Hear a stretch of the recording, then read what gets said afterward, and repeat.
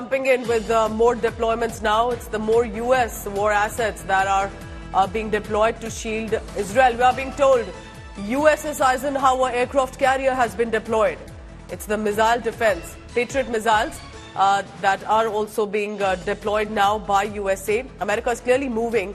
And this, remember, there's a reason for it. And the reason, to give you a background, is Iran's involvement. There is an indirect involvement via Hezbollah, it is believed to be that this whole conflict of Hamas also and its barbarity and brutality, the sort of weapons they had come to them because of Iran. And that threat is in the mind, and therefore one of the reasons that because it could escalate, USA is pushing its deployments towards and into the sea. Our Foreign Affairs editor Geeta Mohan joins us for the latest on that. Geeta, this could be a big step. It's not an active involvement, but there is clearly a sign, can we say, that USA is showing that they stand by Israel completely, at least if needed?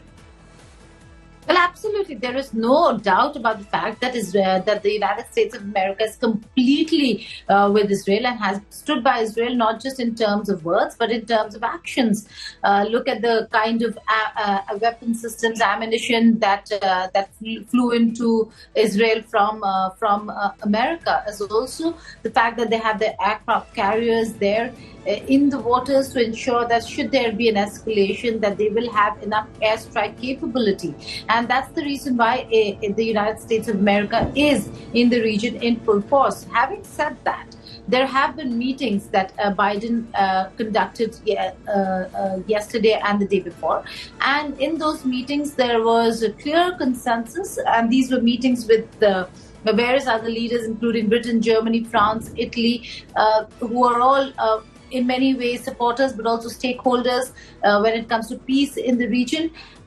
And the meetings certainly concluded with the fact that civilian casualty has to be reduced, that this cannot go on the manner in which it is. And why do I say that is because in most of these countries there have been a lot of protests, pro-Palestine protests, those who are seeking a ceasefire.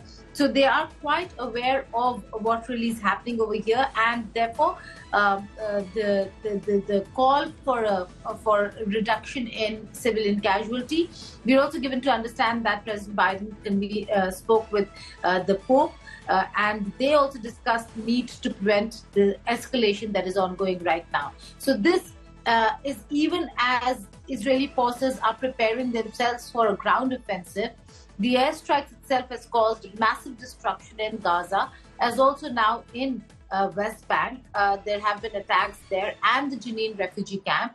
So concerns only mounting with the airstrikes that continue, and that which is leading to civilian casualties. The casualties in Gaza are also escalating, and that it only shows that this escalation will continue in the next few days as well.